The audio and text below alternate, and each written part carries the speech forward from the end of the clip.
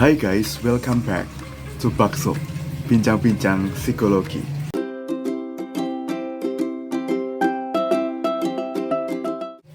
Di sosial media, akhir-akhir ini ramai banget dengan istilah Strawberry Generation. Nah, kira-kira Strawberry Generation itu apa sih? Kali ini kita bakalan membahas tentang Strawberry Generation dan pastikan kamu nonton dari awal sampai akhir. Strawberry Generation diperkenalkan pertama kali oleh seorang yang berasal dari Taiwan. Ia menganggap bahwa generasi saat ini adalah generasi yang menyerupai strawberry. Kalian tahu kan, strawberry itu bener-bener seger banget kalau dibikin jus atau dimasukin ke dalam salad misalnya. Seger banget kan? Tapi yang kurang dari strawberry itu adalah rapuh. Kalau diinjek blenyek ya toh. Nah, seorang dari Taiwan ini mencoba untuk menggambarkan generasi saat ini. Generasi yang mungkin kadang rapuh, nggak punya prinsip. Kira-kira iya nggak ya? Nah, kali ini kita bakal membahas tentang Strawberry Generation ini dan melihat ciri-ciri dari Strawberry Generation ini sebenarnya apa sih? Sebelum kita mengenal ciri-ciri dari Strawberry Generation, kita bakal lihat penyebab dari timbulnya Strawberry Generation itu apa. Yang pertama adalah self-diagnosis. Bagaimana generasi strawberry ini mencoba untuk mendiagnosa keadaan dirinya secara pribadi. Mereka nggak mengkonsultasikannya terlebih dahulu dengan para ahli, dengan psikiater atau ahli psikologi, tapi mereka langsung mendiagnosa keadaan dirinya. Yang terjadi adalah generasi strawberry ini mencoba untuk mendiagnosa dirinya yang depresi, penuh tekanan. Dan itulah yang timbul dalam diri generasi strawberry ini. Mereka mendiagnosa tanpa tahu dasar-dasarnya apa, tanpa tahu hal-hal yang bisa dilakukan berdasarkan dari para ahli, dan langsung aja mendiagnosa dirinya tanpa ada pengetahuan yang lebih jelas. Kemudian selain self-diagnosis, pengaruh keluarga juga penting. Kalau misalnya flashback ke masa lalu, mungkin keluarga kita itu makan telur itu, satu bunderan telur itu bisa dibagi 8. Nah, berangkat dari masa lalu, telur yang dibagi 8 itu, akhirnya keluarga kita atau orang tua kita akhirnya berpikir nih di masa sekarang, anak-anakku nggak boleh nih ada dalam keadaan satu telur dibagi 8. Nah, pada akhirnya tidak salah kalau di zaman sekarang banyak banget orang tua yang memanjakan anaknya. Apa-apa dipenuhi, apa-apa yang mereka butuhkan dikasih gitu, tanpa adanya pembatasan. Ya, itu kita maklumi kalau itu ya mungkin berangkat dari masa lalu mereka yang mungkin serba kekurangan, harus berjuang. Dan sekarang di masa-masa sekarang yang semua mudah, orang tua itu mencoba untuk mencukupi kebutuhan anaknya. Nah, selain self-diagnosis dan pemenuhan kebutuhan dari orang tua ini, hal yang mempengaruhi juga bagaimana orang tua pada akhirnya kadang-kadang juga memberikan label kepada anaknya. Seperti yang aku bahas di bakso sebelumnya tentang labeling, orang tua itu juga bisa memberikan labeling loh kepada anaknya.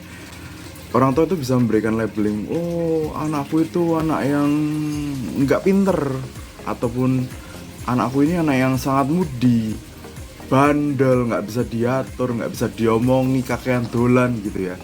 Itu tuh bisa terjadi gitu ya. Bagaimana labeling itu tuh bisa diberikan oleh orang terdekatmu, bahkan orang tuamu. Itu yang menjadi penyebab timbulnya generasi strawberry ini.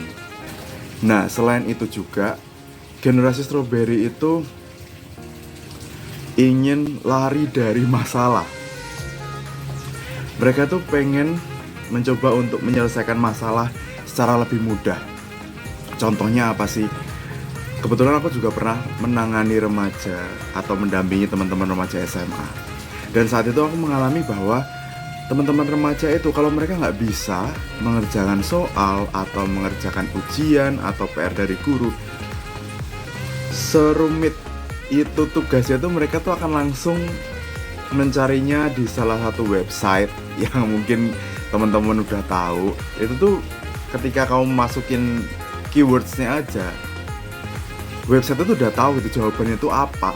gitu ya. Dengan mudahnya mereka tuh bisa mengakses jawaban-jawaban yang mereka butuhkan. Nah, itu dia salah satu contoh sederhana dari lari dari kesulitan. Padahal kita tahu nih, generasi-generasi sebelumnya, Gen Z atau mungkin generasi sebelum-sebelumnya tuh kayak ngalami bahwa buku itu adalah salah satu hal yang paling pokok untuk mencari ilmu pengetahuan.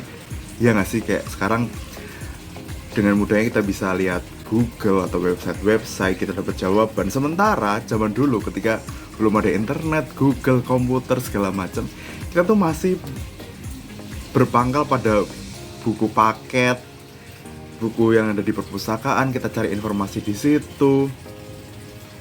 Dan mungkin juga ini bisa jadi gambaran bahwa semakin majunya zaman itu orang semakin harus berhati-hati ketika mereka lari dari kesulitan dengan cara-cara yang lebih mudah. Nah, kali ini kita bakal membahas tentang ciri-ciri Strawberry Generation. Yang pertama adalah sering putus asa. Kalau ditanya apakah aku pernah putus asa, pasti pernah. Tapi dari balik keputusasaan itu, kita harus cari jalan lain dong. Kita harus cari peluang bagaimana kita keluar dari masalah-masalah kita. Jangan sampai kita terus larut dalam keputusasaan. Ya, mereka merasa putus asa karena self-diagnosis sendiri gitu ya. Padahal sebenarnya jalan itu banyak. Cuman yang jadi masalah adalah mereka itu agak-agak malas untuk cari peluangnya gitu ya. Bagaimana mencari penyelesaiannya aja tuh mereka agak-agak malas. Dan pada akhirnya ya itu, putus asa di tengah jalan ketika semua yang dia pengen gak sesuai dengan ekspektasi. Apa yang mereka pengen itu ternyata nggak secepat itu didapat oleh mereka sendiri. Nah, itu dia pasti akan menimbulkan keputusasaan. Padahal justru dari permasalahan-permasalahan yang terjadi, keputusasaan yang mereka alami, itu bikin mereka harusnya bisa menjadi lebih bangkit gitu ya, dan nggak menjadi generasi yang jemek gitu ya di kita sebenarnya. Kemudian ciri-ciri yang selanjutnya adalah mudah malas. Oke, kita mengenal istilah mager atau malas gerak, dan ini mungkin salah satu ciri-ciri yang kita bisa dapetin dari Strawberry Generation. Ya contohnya yang aku kasih tahu tadi, gimana mereka cari jawaban di website itu dengan semudah itu. Padahal aku kayak ngalamin sekolah dalam keadaan mau ujian itu harus baca buku, minim internet gitu ya. Dan dari kemudahan-kemudahan yang udah dikasih sama semesta, sama dunia ini, itu bisa bikin mereka malas. Dan ini juga perlu dicatat, kadang-kadang teman-teman kita tuh menggunakan lingkungannya atau orang-orang terdekatnya juga itu untuk ngerjain tugasnya loh. Jangan salah. Dan itu juga menjadi fenomena. Mereka tuh malas sehingga menggunakan guru les ataupun bapak ibunya sebagai backingan untuk ngerjain tugasnya mereka. Dan celakanya lagi adalah kadang-kadang guru itu nggak terlalu memperhatikan hal-hal yang kayak gitu.